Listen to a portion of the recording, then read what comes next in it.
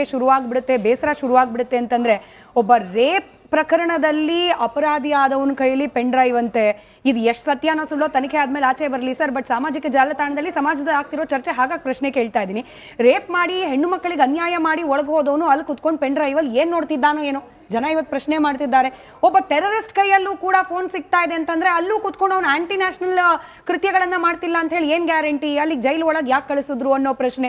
ಇನ್ನು ಯಾರು ಶೋಷಣೆ ಮಾಡಿದ್ದಾರೆ ಅನ್ನೋ ಕಾರಣಕ್ಕೆ, ಕೊಲೆ ಆರೋಪಿ ಅನ್ನೋ ಕಾರಣಕ್ಕೆ ಒಳಗೋಗಿದ್ರು ದರ್ಶನ್ ಥರದವರು, ಅವ್ರ ಕೈಯಲ್ಲಿ ಸಿಗರೇಟ್ ಕಾಣುತ್ತೆ, ಅವ್ರ ಕೈಯಲ್ಲಿ ಕಾಫಿ ಮಗ್ಗು ಟೀ ಅದ್ರೊಳಗಡೆ ಕಾಣುತ್ತೆ. ಇದೆಲ್ಲ ಕಂಡಾಗ ಏನಕ್ಕಪ್ಪ ಈ ವ್ಯವಸ್ಥೆಯ ಮೇಲೆ ನಂಬಿಕೆ ಇಡಬೇಕು? ಪೊಲೀಸ್ ವ್ಯವಸ್ಥೆ, ಕಾರಾಗೃಹ ವ್ಯವಸ್ಥೆ ಇದೆಲ್ಲವೂ ಕೂಡ ಕೇವಲ ತೋರಿಕೆ ಅಷ್ಟೇ ಅನ್ನೋ ಒಂದು ಹತಾಶಾ ಮನೋಭಾವಕ್ಕೆ ಹೋಗ್ಬಿಡ್ತಾರ ಜನ ಅಂತ.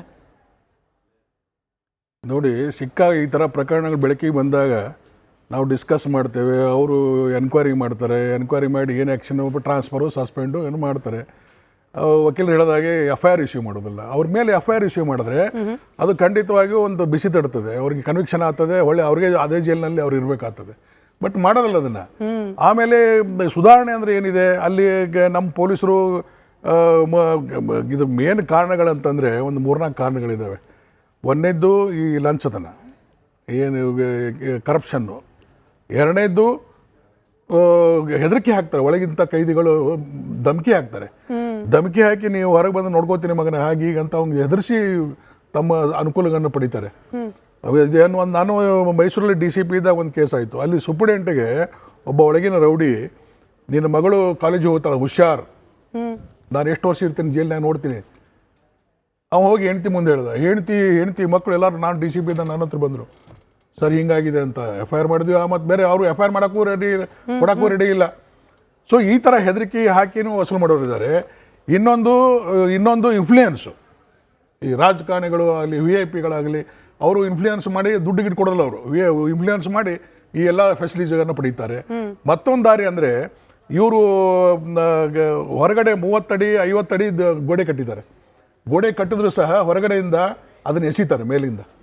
ಅಲ್ಲಿ ಲ್ಯಾಂಡ್ ಮಾರ್ಕ್ ಹೇಳ್ತಾನೆ ಒಬ್ಬ ಒಳಗಿದ್ದವನು, ನಾನು ಈಗ ಮರದ ಕೆಳಗೆ ಇರ್ತೇನೆ, 4:45 ಗಂಟೆಗೆ ವಾಕಿಂಗ್ ಬರ್ತೇನೆ, ಆ ಮರದ ಕೆಳಗೆ ಎಸಿ ನಾನು ತಗೋತೇನೆ ಅಂತ ಆ ಮೆಸೇಜ್. ಹೆಂಗೂ ಫೋನ್ ಅಂತೂ ಅವೈಲೇಬಲ್ ಇದ್ದೇ ಇರ್ತಾವೆ ಒಳಗಡೆ. ಸೊ ಆ ಮೊದಲಿಂದ ಮೆಸೇಜ್ ಕೊಡ್ತಾರೆ. ಮೆಸೇಜ್ ಕೊಟ್ಟ ಮೇಲೆ ಅವನ್ನೆಲ್ಲ ಏನು ಬೇಕು, ಅವನು ಗಾಂಜಾ ಬೇಕು, ಸೆರೆ ಬೇಕು, ಏನೋ ಬೇಕು ಎಲ್ಲನೂ ತರಿಸ್ಕೋತಾನೆ ಮೇಗಿಂದ. ಸೊ ಈ ಥರ ಎಲ್ಲಿವರೆಗೆ ಕರಪ್ಷನ್ ಅಂತಂದರೆ ನಿಮಗೆ ಹೇಳ್ತೇನೆ. ಯಾರೋ ಒಬ್ಬರು ಅಲ್ಲಿ ಇದ್ದವ್ರು ಹೇಳ್ತಾ ಇದ್ರು,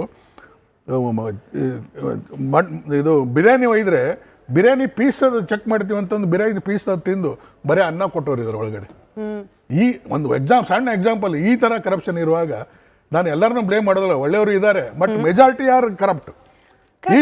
ಈ ಥರ ವ್ಯವಸ್ಥೆ ಇರುವಾಗ ಸರಿಯಾದಂಥ ಆಕ್ಷನ್ ಇಲ್ಲ. ಇಲ್ಲ ಸರ್, ಇಲ್ಲಿಗೆ ಬಂದೆ. ಆಕ್ಷನ್ ಅಂತ ಬಂದಾಗ ಅಲೋಕ್ ಕುಮಾರ್ ಸರ್ ಅವ್ರು ಕೊಟ್ಟ ಹೇಳಿಕೆಗಳಲ್ಲಿ ಒಂದಷ್ಟು ಅನುಮಾನ ಬಂತು ಸರ್. ಸಿಮ್ ಕಾರ್ಡ್ ಸಿಗ್ತಾ ಇದೆ, ಫೋನ್ ಸಿಗ್ತಿದೆ ಅಂತ ಅಂದಾಗ ಇಲ್ಲ, ಪದೇ ಪದೇ ಒಂದು ಪರ್ಟಿಕ್ಯುಲರ್ ಸರ್ವಿಸ್ ಪ್ರೊವೈಡರು ಆ ಕಂಪನಿಯ ಸಿಮ್ ಸಿಗ್ತಾ ಇದೆ, ಹಿಂಗಾಗಿ ಅವ್ರ ಮೇಲೆ ಆಕ್ಷನ್ ತಗೊಳ್ಬೇಕು ನಾವು ಅಂತ ಅಂತಾರೆ ಸರ್. ಒಳಗಡೆ ಜಾಮರ್ ಇದೆಯಲ್ಲ ಸರ್, ಜಾಮರ್ ವರ್ಕ್ ಆಗ್ತಿಲ್ವಾ ಅಂತಂದ್ರೆ ಇಲ್ಲ ಚೆಕ್ ಮಾಡಿಸ್ತೀವಿ, ಇನ್ಮೇಲೆ ವೈಫೈ ಗಿಫೈ ಏನು ಸಿಗದೆ ಇರೋ ಥರದಲ್ಲಿ ನೋಡ್ಕೊ ಅಂದ್ರೆ ಉತ್ತರ ಕೊಡ್ಬೇಕಾಗಿರೋರ್ ಬಾಯೆಲ್ಲ ಇಂಥ ಉತ್ತರ ಬಂದಾಗ, ಅರೆ ಏರ್ಟೆಲ್ ಕಂಪನಿ ಅಂದ್ರೆ ಆ ಸರ್ವಿಸ್ ಪ್ರೊವೈಡರ್ ಕಂಪನಿ, ನೀವು ಅವ್ರ ವಿರುದ್ಧ ಅಲ್ಲ ಸರ್, ನಿಮ್ ಒಳಗಡೆ ಸಿಮ್ ಕಾರ್ಡ್ ಬರ್ತಿದ್ದಿಲ್ಲ, ಅದೆಲ್ಲಿಂದ ಬರ್ತಿದೆ ಚೆಕ್ ಮಾಡಿ. ಹಿಂದೆ ರೆಕಾರ್ಡ್ ಆಗಿ ಹೊರಗೆ ಬಂದುವಲ್ಲ, ಇದು ಹ್ಯಾಂಗ್ ಹೊರಗೆ ಹೋಯ್ತು ಅನ್ನೋದ್ ಬಗ್ಗೆ ಎನ್ಕ್ವೈರಿ ಮಾಡಿದ್ದಾರೆ ಜೈಲಿನವರು. ಅದು ಯಾಕಾಯ್ತು ಅನ್ನೋದು ಎನ್ಕ್ವೈರಿ ಇಲ್ಲ. ಸರಿ, ಅದು ಆಲಿಕ್ಕೆ ಕಾರಣ ಏನು ಅನ್ನೋದು ಎನ್ಕ್ವೈರಿ ಇಲ್ಲ.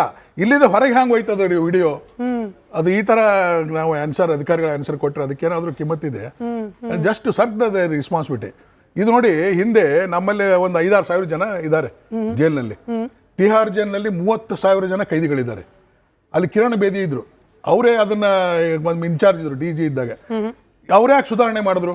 30,000 ಕೈದಿಗಳನ್ನ ಹೆಂಗ್ ಕಂಟ್ರೋಲ್ ತಂದ್ರು? ಯಾವಾಗಲೂ ಅಲ್ಲೇ ಆಫೀಸ್ ಮಾಡೋರು, ಅಲ್ಲೇ ರೌಂಡ್ ಹಾಕೋರು, ಬೆಳಗ್ಗೆಯಿಂದ ರಾತ್ರಿವರೆಗೂ ಸರ್ಪ್ರೈಸ್ ವಿಸಿಟ್ ಮಾಡೋರು, 4-5 ರೌಂಡ್ ಹಾಕೋರು. ಇಲ್ಲೇನಾಗ್ಬಿಟ್ಟಿದೆ, ನಮ್ಮ ಅಧಿಕಾರಿಗಳು ಎಲ್ಲ ಜೈಲ್ ಸೂಪರ್ಡೆಂಟು ಎಲ್ಲರೂ ಅವರು ಅಲ್ಲೇ ಇರ್ತಾರೆ.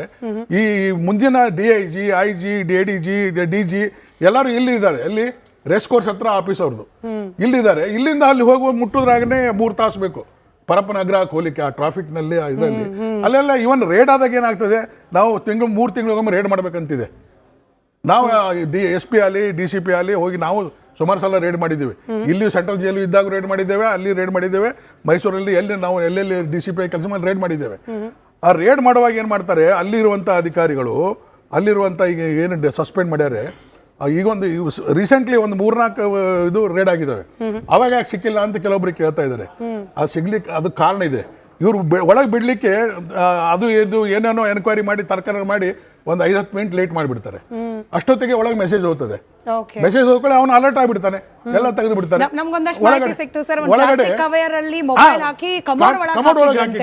ಇನ್ ವಾಷಿಂಗ್ ಏರಿಯಾದಲ್ಲಿ ಅದೇನೋ ಪೈಪ್ಗಳ ಒಳಗಡೆ ಹಾಕಿಟ್ಟಿದ್ರಂತೆ. ಅಂದ್ರೆ ಜೈಲು ಒಳಗೂ ಕೂಡ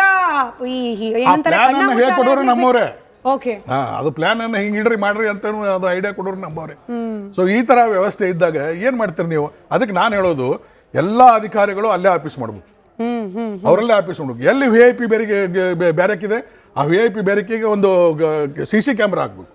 ಇವರು ಅಡ್ಡಾಡ್ಲಿಕ್ಕೆ ತೊಂದರೆ ಆತ ಅಂತ ಒಂದ್ ನಿಮಿಷ ಬಂದಾಗ ಸಿಸಿ ಕ್ಯಾಮೆರಾಗಳ ಸಂಖ್ಯೆಯನ್ನು ಹೆಚ್ಚು ಮಾಡಿದ್ರು, ಅದರ ಸರ್ವೆಲೆನ್ಸ್ ಹೆಚ್ಚು ಮಾಡಿದ್ರು, ಹಿಂಗೆಲ್ಲ ಇಲ್ಲ ಮೇಡಮ್, ಮಾಡಿಲ್ಲ, ಸುಮ್ಮನೆ ಹಂಗೆ ಹೇಳ್ತಾರೆ.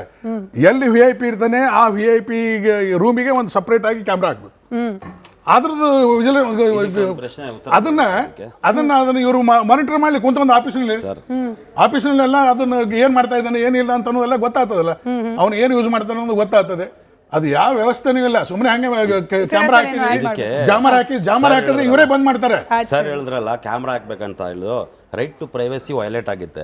You cannot right to privacy ಹೋಗುತ್ತೆ. ಕೈದಿ ಈಸ್ ಅನ್ ಅಂಡರ್ಟೈಲ್ ಇರ್ಲಿ, ಕನ್ವಿಕ್ಟ್ ಇರ್ಲಿ, ಅವನು ಸ್ನಾನ ಮಾಡ್ಬೇಕಾಗುತ್ತೆ, ಮಲ್ಕೊಳಕ್ ಬೇಕಾಗುತ್ತೆ. ಯು ಕೆನಾಟ್ ಸರ್ವಿಲೆನ್ಸ್ ಅವ್ನಿಗೆ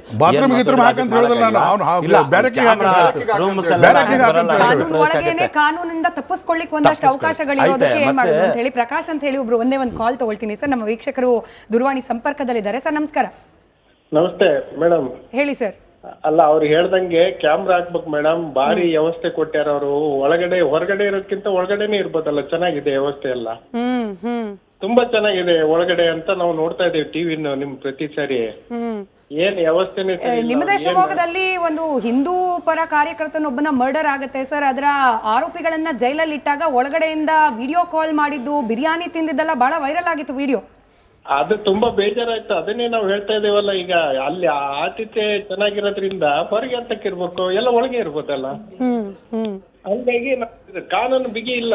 ಗೃಹ ಮಂತ್ರಿಗಳು ಎಂತದ, ಅವರು ನಮ್ ಗೃಹ ಮಂತ್ರಿ ಪರಮೇಶ್ವರ್ ಇದ್ದಾಗ ಆಕಸ್ಮಿಕ ಅಂತಾರ, ಬಾಂಬ್ ಹಾಕಿರ ಅಂದ್ರೆ ಆಕಸ್ಮಿಕ ಆಗೋದು ಆಕ್ಸಿಡೆಂಟ್.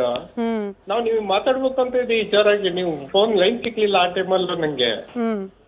ವ್ಯವಸ್ಥೆ ಸರಿ ಇಲ್ಲ ಮೇಡಮ್. ಬಟ್ ಈಗ ಬಂದವ್ರು ಆಕ್ಟಿವ್ ಇದಾರಲ್ಲ ಸರ್, ಎಲ್ಲ ಸರಿ ಮಾಡಿಸ್ತೀನಿ ಅನ್ನೋ ಭರವಸೆ ಕೊಡ್ತಿದ್ದಾರೆ. ಅದರಂತೆ ರೇಡ್ಗಳು ಕೂಡ ಆಗ್ತಾ ಇದೆ ಹೆಚ್ಚಿನ ಸಂಖ್ಯೆಯಲ್ಲಿ. ರೇಡ್ ಆಗ್ತಾ ಇದೆ ಮೇಡಮ್. ಇದು ಎಲ್ಲಿದೆ, ಸರಿಯಾಗಿ ಶಿಕ್ಷೆ ಎಲ್ಲಿದೆ ಹೇಳಿ? ನಮ್ಮಲ್ಲಿ ಕಾನೂನು ವ್ಯವಸ್ಥೆ ಏನಿದೆ ಹೇಳಿ? ತಪ್ಪು ಮಾಡಿದವ್ರು ಹೊರಗೆ ಬರ್ತಾರೆ, ಮತ್ತೆ ರಾಜರಸ್ತಾಗಿರ್ತಾರೆ. ಏನಾಗಿದೆ ಗೊತ್ತಾ, ಒಳಗ್ ಹೋಗ್ತೀವಿ ನಾವು ಹೊರಗೆ ಬರ್ತೀವಿ ಅಂತಾರ ಅವ್ರು. ಏನ್ ಮಾಡಿದ್ರು ಯಾರು ಕೇಳಲ್ಲ ನಮ್ಮನ್ನ. ಹೊರಗೆ ಬರ್ದಿದ್ರು ಹೊರಗಿನ ವ್ಯವಸ್ಥೆ ಒಳಗೆ ತರಿಸ್ಕೊಳ್ತೀವಿ ಅಂತಾರೆ. ಒಳಗೆ